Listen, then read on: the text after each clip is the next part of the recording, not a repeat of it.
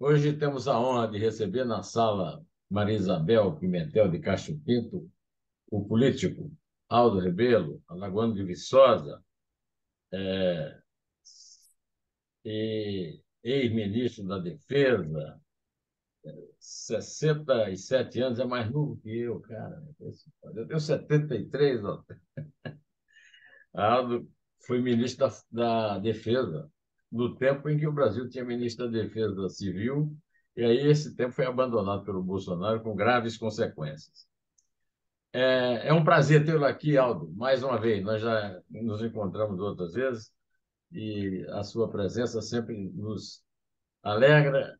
Nós somos velhos amigos e sempre também nos traz boas, excelentes análises. Você é um político muito lúcido.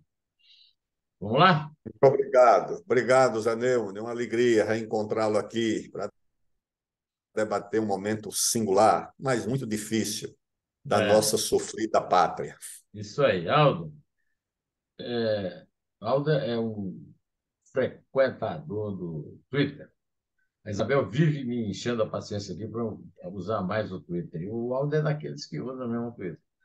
E o último Twitter do Aldo que eu vi disse: é cada vez mais evidente que junho de 2013 era mais do que 20 centavos. Então, nós estamos em plena comemoração, né? Comemoração não se pode dizer, em plena coincidência de uma data, 20 anos das manifestações da Paulista. Você acha que essas manifestações produziram algum efeito positivo na relação do Estado com o cidadão no Brasil, Paulo? Eu não creio, Neumann. Eu acompanhei de perto por força do meu ofício.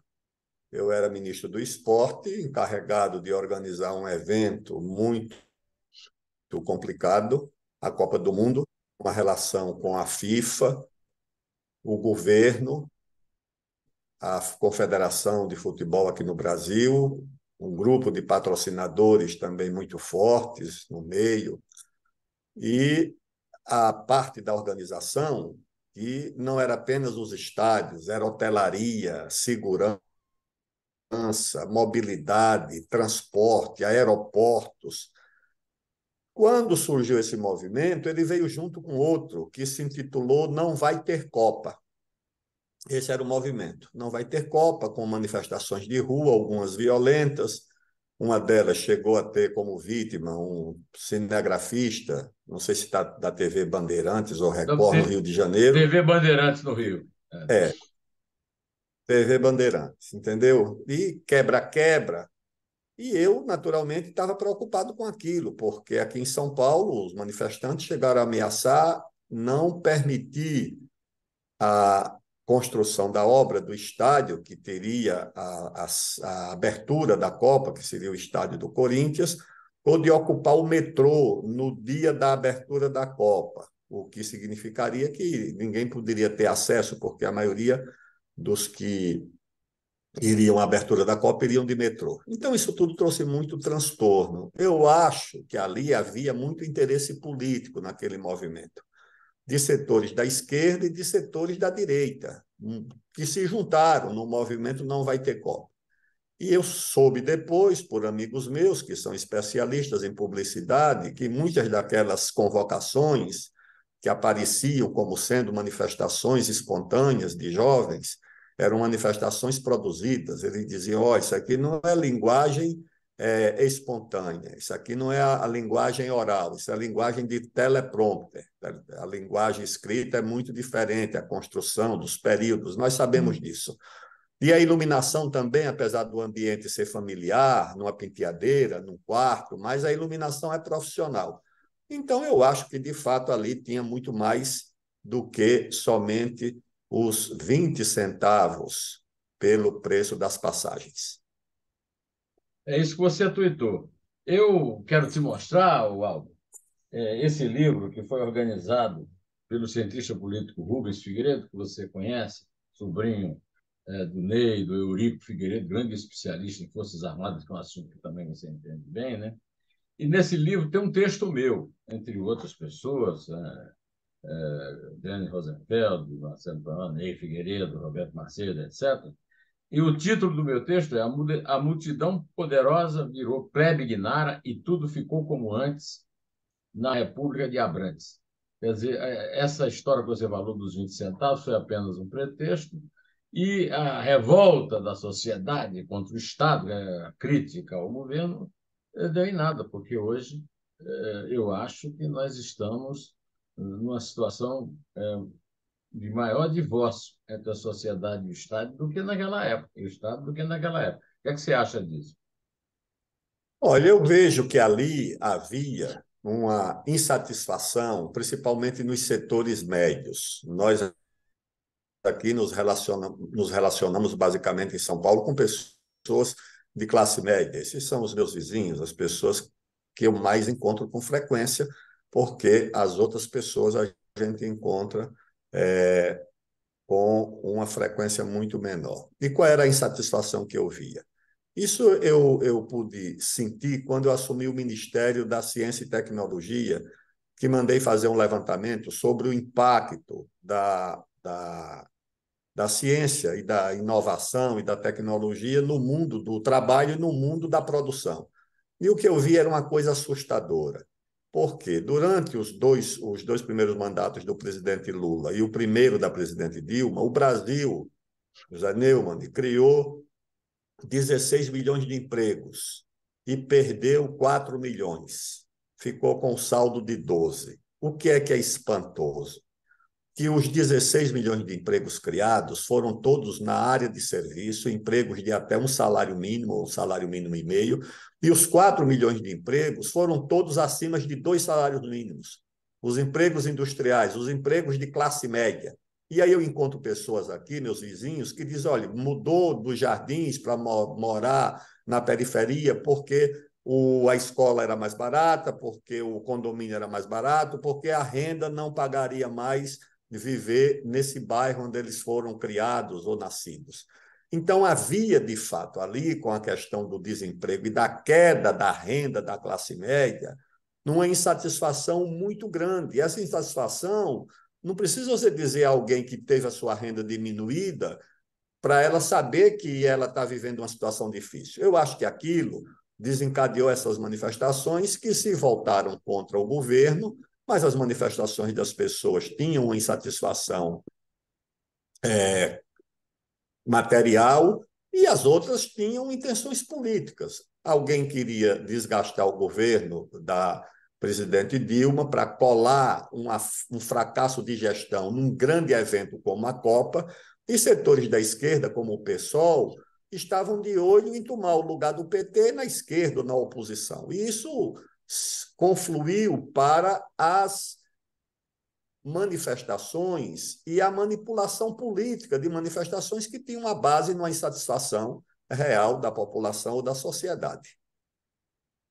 O Aldo Rebelo, ex-ministro de vários ministérios nos governos Lula e Dilma, agora, neste momento, está criando um movimento chamado Quinto Movimento, o homem comum na defesa do Brasil real. Qual é a esperança que o Quinto Movimento pode trazer para o homem comum e para que o Brasil real seja algo diferente de um aumento violento que nós estamos tendo de pessoas, gente morrendo de frio, inclusive no inverno de São Paulo, pessoas nas calçadas, você deve tropeçar com muita frequência. O quinto movimento, José Neumann, é a proposta da retomada da construção inacabada do Brasil com base nos valores, nos pressupostos que conduziram à construção do Brasil nos últimos 500 anos. E nós estamos nos afastando desses valores. Eu passei agora pela Amazônia, passei 3 meses na Amazônia, passei pelo Mato Grosso, percorri a Transamazônica, percorri aquela BR 163 que liga o Mato Grosso ao Pará, e vi ali o tipo humano que construiu o Brasil, os pioneiros, o espírito dos bandeirantes, os realizadores, os empreendedores. Esse tipo humano está sendo condenado no Brasil. Esse tipo humano foi que nos deu essa base territorial, esse país continental. esse tipo humano foi o que construiu a nossa independência, foi o que se submeteu a sacrifícios, fosse lá na Conjuração Mineira, na Revolução Pernambucana de 1817. Essa gente que se submeteu a esse sacrifício para fazer do Brasil um país independente. Esse tipo humano foi que enfrentou o desafio de manter o país unido, manter o nosso território nas guerras civis separatistas que nós enfrentamos. Esse tipo industrializou o Brasil, esse tipo construiu essa agricultura e essa pecuária que matam a fome do nosso povo e de boa parte do mundo. Agora, isso foi perdido, o país caiu numa divisão que é dividir o país ideologicamente, dividir o país por sexo, dividir o país por raça. Isso nos desorientou, a agenda foi tomada por esse tipo de divisão e não pelo que pode unir o país. E o quinto movimento é o quê? É a retomada da construção do Brasil. Os quatro primeiros movimentos foram a formação do território, da base física, a construção da independência, a consolidação da independência, a construção da base material e industrial e agrícola e pecuária do Brasil. Aí nós perdemos o rumo e eu proponho que seja retomado o ideário da construção do Brasil com base na retomada do desenvolvimento, na redução das desigualdades e na valorização da democracia. Se nós nos abraçarmos a essas três consignas e bandeiras, nós podemos unir amplamente o Brasil, unir os empresários, unir os trabalhadores, unir a classe média, porque eu não vejo ninguém, tá certo, a não ser que esteja precisando de um psiquiatra, que possa ser contra o desenvolvimento econômico, a retomada do crescimento, a redução das desigualdades e a valorização da democracia. Agora, nós trocamos tudo isso para fazer uma guerra dos sexos, uma guerra das raças e uma guerra de gênero e uma guerra ideológica. Isso não tem sentido. Nós temos duas, eu acho que duas grandes manifestações que confirmam essas suas palavras, né? A primeira dessas manifestações é a polarização. Eu, pessoalmente, tenho defendido, você sabe disso, quando você me lê, quando você me vê, quando você me ouve, o ponto fulcral disso foi a reeleição inventada pelo Fernando Henrique, que não é uma reeleição semelhante à americana ou outras reeleições. É uma reeleição ímpar no mundo. É a reeleição que cria os presidentes eternos.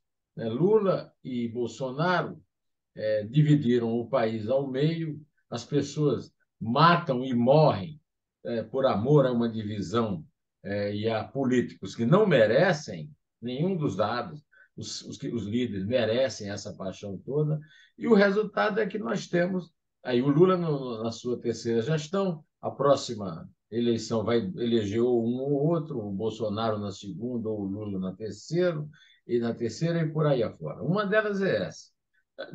Para falar da outra, eu vou esperar que você me responda sobre a questão da polarização. Porque você veja, apareceu, por exemplo, uma opção interessante, que era a filha do Ramsteber, né? Ela se comportou de uma forma, Maria Simone, ela se comportou de uma forma, pegou um ministério lá, um ministério esvaziado, e hoje é apenas uma reprodutora da voz de um governo com 37 ministérios, do qual o dela deve ser um dos mais fracos. Mais fraco que o dela, talvez só o da Marina Silva. Como é que você vê isso? Você acha que eu estou delirando? Não, pelo contrário. Por quê, Neumann? Porque você pode ganhar uma eleição num país dividido. O Bolsonaro ganhou e o Lula ganhou. Mas aí depois você tem que governar o país dividido. E como é que você governa o país dividido? Não, pior do que não governar o país dividido é fazer qualquer transformação relevante quando você precisa de forças políticas, sociais, econômicas, com o mínimo de unidade, um governo com alguma autoridade para fazer alguma mudança. Aí o resultado disso são governos fracos, governos frágeis. Nós temos no Brasil governos frágeis, executivos frágeis, um empoderamento muito grande do legislativo, que deixou de ser apenas legislativo para ser executivo, com as tais dessas emendas impositivas, depois transformadas em emendas secretas. pode-se tudo com essas emendas. Isso é confiscar a atribuição constitucional do Executivo. O Congresso já tem um poder muito importante, que é votar o orçamento e fiscalizar o orçamento. Como é que quem fiscaliza executa? A Constituição deu a atribuição de executar o orçamento ao Executivo, mas o Congresso, de certa forma, confiscou. E o Supremo Tribunal Federal, esse tanto executa quanto legisla. Esse resolve quando se escolhe ou não ministro, esse legisla no lugar do Congresso a pretexto de que o Congresso deixou de legislar. Então, você tem uma anomalia na relação entre os poderes.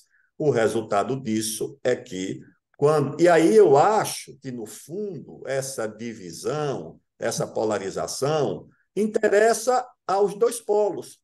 Por quê? Porque o pessoal do Bolsonaro olha para o PT e para o Lula e diz: desse aqui eu posso ganhar. De outra alternativa, fica mais difícil. Eu acho que o pessoal do PT também olha para o bolsonarismo e diz: desse eu também posso, como ganhou. Tá certo? É claro que com uma aliança ampla, que envolveu boa parte da terceira via, que marchou com o PT. Mas o resultado disso é que há uma aliança eleitoral que não é uma aliança para governar. Tanto que, tão logo Lula foi eleito, uma parte dos que o apoiaram na eleição já se colocaram fora do projeto, já se colocaram como críticos ao projeto e continuam criticando, a não ser, tipo a Simone ou o próprio Alckmin, que estão dentro do governo, que são ministros. Uma parte da terceira via que apoiou o governo já se põe como crítica, o que torna o governo ainda mais frágil, porque já tem a metade do eleitorado que foi contra, uma base parlamentar. Um governo, Neumann, que não tem base parlamentar. O governo do Lula não tem 30% do parlamento, não tem. A ministra Marina não tem um senador no partido dela. Então, é um governo frágil, que a polarização torna ainda mais frágil. No lado direito, a gente é obrigado a conviver com uma espécie de ditadura do Centrão, porque, na verdade, os governos, todos os executivos são frágeis. O Bolsonaro usou o governo para cometer coisas que ele não provou nenhum poder, ao contrário, ele provou uma certa tendência à delinquência e à negação, é um negacionismo permanente, e quem continua mandando é o ato. Você foi presidente da Câmara, Aldo. Você já viu um presidente da Câmara puxar a orelha do presidente da República, passar apito, mandar e desmandar, inventar um negócio chamado orçamento secreto? Orçamento é a lei mais importante da República, é a que exige mais transparência. O cara inventou, Arthur Lira, de Alagoas, inventou, aliás, seu estado, né? Inventou o orçamento secreto. Quando é que a gente vai poder se livrar disso, doutor Aldo Rebelo? E a consequência do orçamento secreto é que eu conheço o Poder Legislativo. Eu fui deputado durante 24 anos. O Poder Legislativo ele tem uma vocação municipalista. O horizonte do deputado é o horizonte do seu município e, no máximo, da sua região. O deputado que é eleito em Campina Grande, ele não sabe nem o que acontece em João Pessoa. O deputado de Osasco não sabe o que acontece em Guarulhos. O de Campinas não sabe o que se passa em Ribeirão. O de Londrina não sabe o que é Curitiba. Agora, uma instituição municipalista, por vocação, vai cuidar do orçamento que vai distribuir os recursos para uma obra de infraestrutura no Maranhão ou no Pará, ou uma obra no Rio Grande do Sul. Como é que ele vai decidir isso? Isso é uma coisa do Poder Executivo, do Poder Central. O ministro é que tem a radiografia das carências, das necessidades e das prioridades do orçamento. Agora, isso, naturalmente, empoderou o legislativo de tal sorte que desequilibra a relação entre os poderes. O presidente da República não tem mais força. Há notícia na mídia de que o presidente está muito triste com isso, revoltado com isso, mas ele tem que encontrar um caminho, porque a própria coordenação política do governo esgotou-se, perdeu validade antes de cumprir o seu papel. Isso dito pelo próprio presidente da Câmara e por outros analistas da situação institucional do país. Como é que você vai corrigir essa anomalia, essa deformação? Na minha opinião, não tem outro caminho. Ou o Brasil passa por uma nova Constituição, ou um emendão que reorganize tudo, ou nós não saímos desse impasse. A consequência disso vai ser, não, mas tem aí uma ideia de semipresidencialismo. Eu acho que vai piorar o que já está ruim. Por quê? Porque você imagine, ô Neumann, nós vamos ter governos de 2 ou 3 meses. Quem é que vai disputar no semipresidencialismo a coordenação para ficar na proposta do presidente Temer? Do Ministério dos Ministros. Quem seria o primeiro-ministro? Alguém do Centrão. Seria quem? Arthur De Lira. qual partido? Qual é a...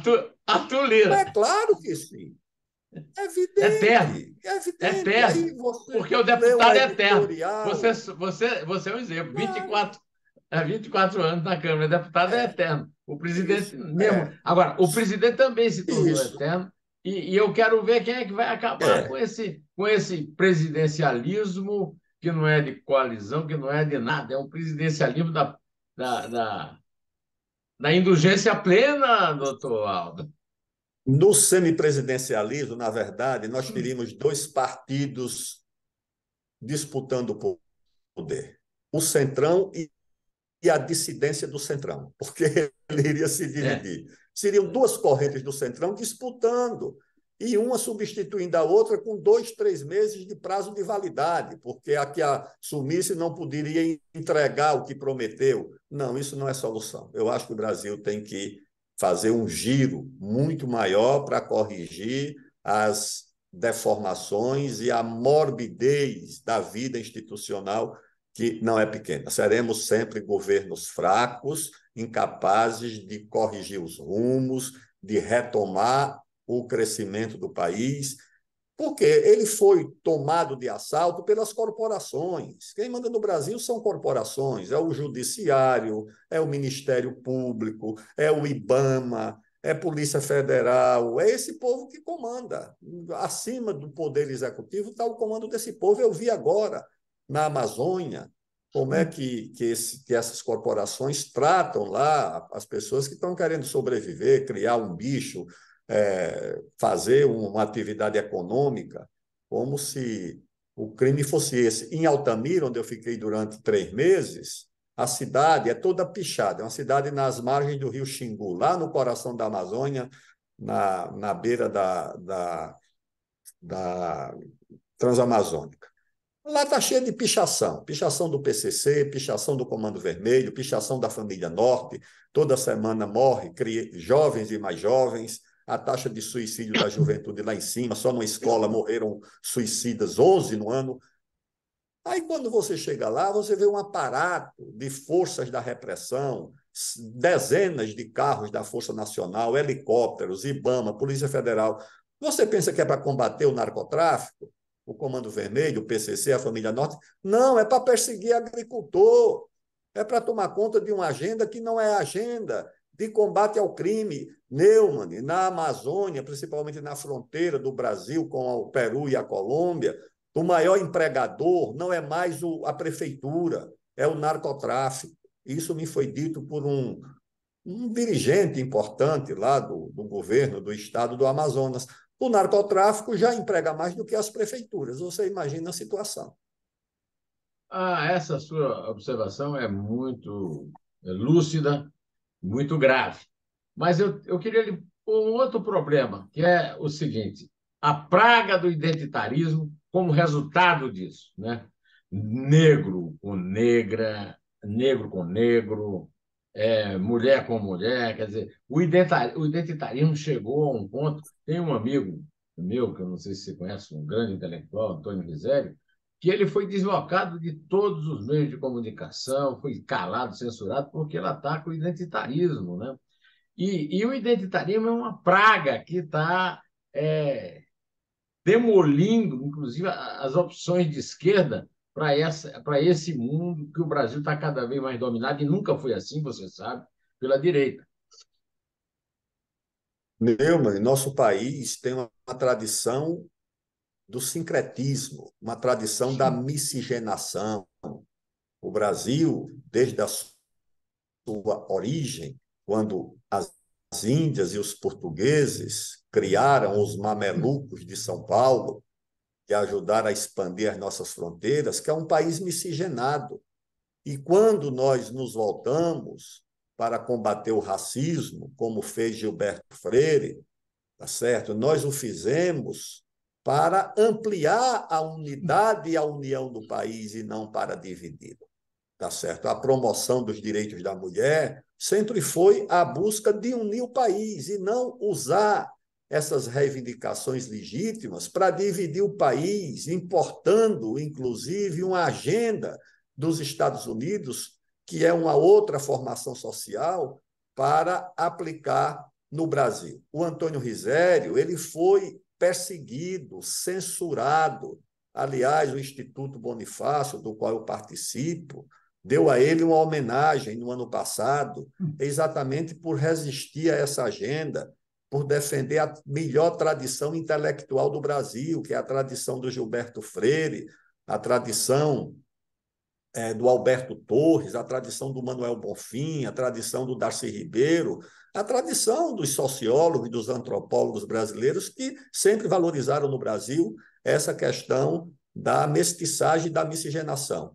E ele tem, eu acho que poucos sociólogos que se comparem ao conhecimento, à profundidade que tem Antônio Risério.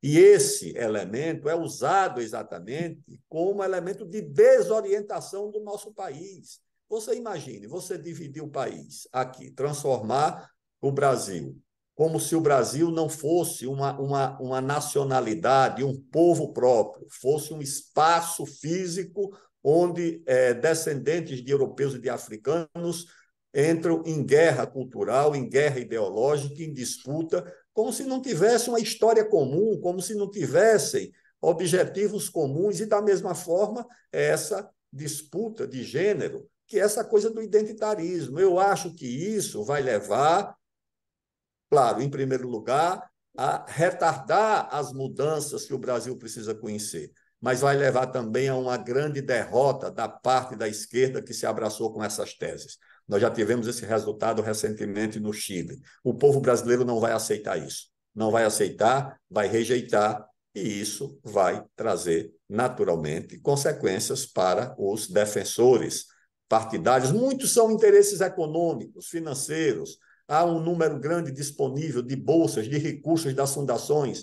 Um amigo meu, lá do Rio de Janeiro, que foi uma vez a Fundação Ford, ele disse, até declarou num artigo, numa entrevista para a Folha de São Paulo, que a Fundação Ford falou que tinha 10 milhões de dólares para provar que o Brasil era um país racista.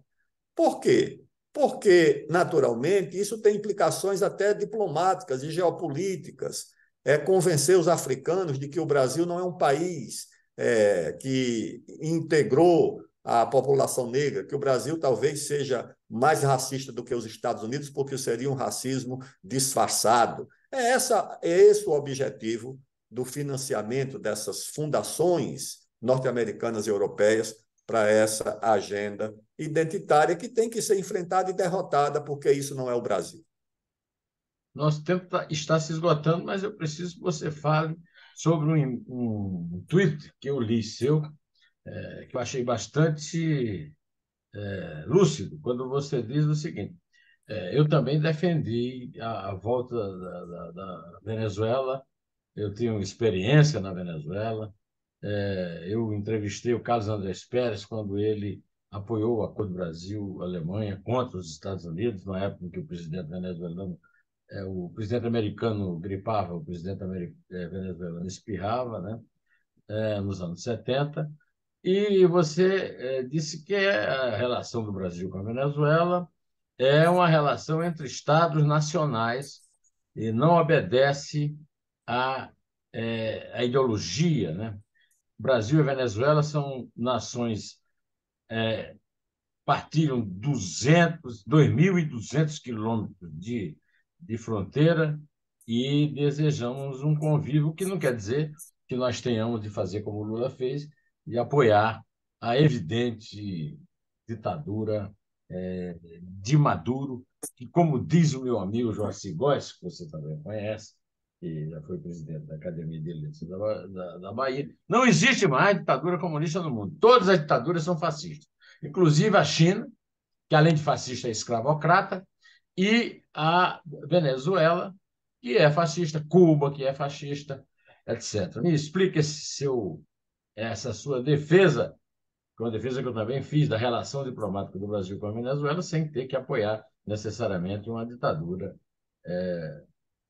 fascista. Neumann, eu visitei muitas vezes a Venezuela. Comecei na época ainda, quando era da Comissão de Relações Exteriores, sob a presidência do então deputado Franco Montoro, que era amigo do Rafael Caldeira, que era do Partido Democrata Cristão e governou a Venezuela, e o Montoro organizava lá reuniões e às vezes me convidava, ou às vezes ia ao Chile também, onde havia um democrata cristão senador que era presidente do Senado. E o Montoro sempre tinha uma ligação com essas correntes da democracia cristã sul-americana. E ali, o que eu vi na Venezuela é que havia, historicamente, uma relação muito próxima e muito necessária. Nesses 2.200 quilômetros de fronteiras, que eu conheci principalmente como ministro da Defesa, as únicas instituições que funcionam dos dois lados da fronteira são os respectivos exércitos. Você tem uma cidadezinha, que é Pacaraima, uma mini cidade, acho que não tem 10 mil habitantes, 5 mil habitantes, se muito, do lado brasileiro, e do outro lado você tem, mais distante, uma cidade venezuelana. Então, você precisa de laços para prevenir crimes transnacionais, crimes transfronteiriços. Você tem a questão dos Yanomami, que ocupam ali na fronteira do Brasil com a Venezuela uma área maior do que Santa Catarina, são 96 mil quilômetros quadrados desses índios que não conhecem as fronteiras. Você tem a questão do garimpo. Então, são relações. Você tem ali um projeto fabuloso que é o canal do Caciquiare. O que é o canal do Caciquiare? É um projeto que vem desde de 1500 de ligar a bacia do Orinoco à bacia da Amazônica por um canal de 300 quilômetros que liga o Rio Orinoco ao Rio Negro. Isso, os ingleses já pensaram nisso no século XVI, XVII, os Estados Unidos, o Corpo de Engenheiros Militares do Exército Americano, fez um projeto para tornar navegável esse canal em 1943, por causa da guerra, para tirar a borracha ali pelo Caribe. Ou seja, o Brasil tem muitos interesses. Eu acho que o que aconteceu foi que o presidente Lula supervalorizou a presença do presidente venezuelano. Isso deixou desconfortável os demais mandatários que não tiveram a mesma valorização. Criou-se a ideia de que o encontro foi muito mais um encontro bilateral entre o presidente do Brasil e da Venezuela, apenas com o testemunho dos outros presidentes ou dos outros chefes de Estado.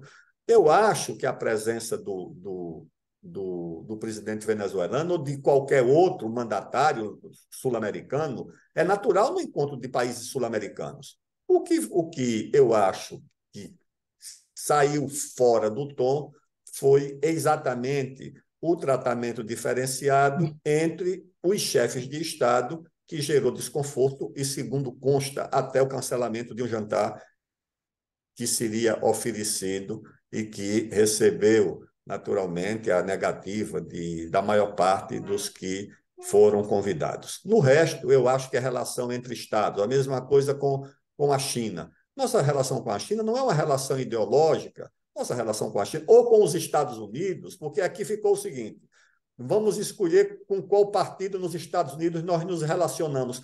O Brasil não pode fazer essa escolha. Os americanos vão ser governados, ora pelos democratas, ora pelos republicanos. O que interessa ao Brasil é a relação com o país, com os Estados Unidos. Ela pode ser melhor um momento com o democrata ou com o republicano? Pode, mas o Brasil não pode se orientar por isso. O Brasil não pode fazer que nem o PT faz, ou seja, como se fosse o partido dos democratas e o Bolsonaro o partido dos republicanos. nos Estados Unidos, o Brasil não tem partidos. O Partido do Brasil é o Brasil e a relação é com os Estados Unidos. Aí a disputa entre os Estados Unidos e a China, de que lado o Brasil fica? Eu digo do lado do Brasil, tá certo? Por que é que o Brasil tem que escolher um lado? O Brasil precisa ter boas relações com a China por algumas razões, é o nosso principal cliente, é o nosso principal destino de exportação, e com os Estados Unidos por razões óbvias, é o nosso vizinho de hemisfério mais importante, mais poderoso, mais arrogante e, quando precisa, mais violento. Por que é que nós vamos brigar com esse povo? Nós vamos defender os nossos interesses. E ponto. Temos muito mais coisas para conversar e voltaremos não tão de data não tão longínqua, porque nosso tempo acabou e a contribuição que o Aldo dá sempre é uma contribuição enorme, tem o peso do seu conhecimento, da sua vivência e, sobretudo, da sua inteligência e da sua lucidez. Eu agradeço imensamente, em nome dos meus 315 mil assinantes do canal José Neumann e Pinto do YouTube, e já deixo o Aldo aqui convidado para brevemente a gente conversar sobre outros temas que ele está preparadíssimo para enfrentar, mas não temos mais tempo, vamos fazer o quê, né? Muito obrigado, Eu, Aldo Ribeiro. eu fico às suas ordens. Às suas ordens, Neumann. É sempre uma alegria poder encontrá-lo, meu amigo, e receber as suas inteligentes provocações. Muito obrigado mais uma vez. Deus nos acuda, doutor.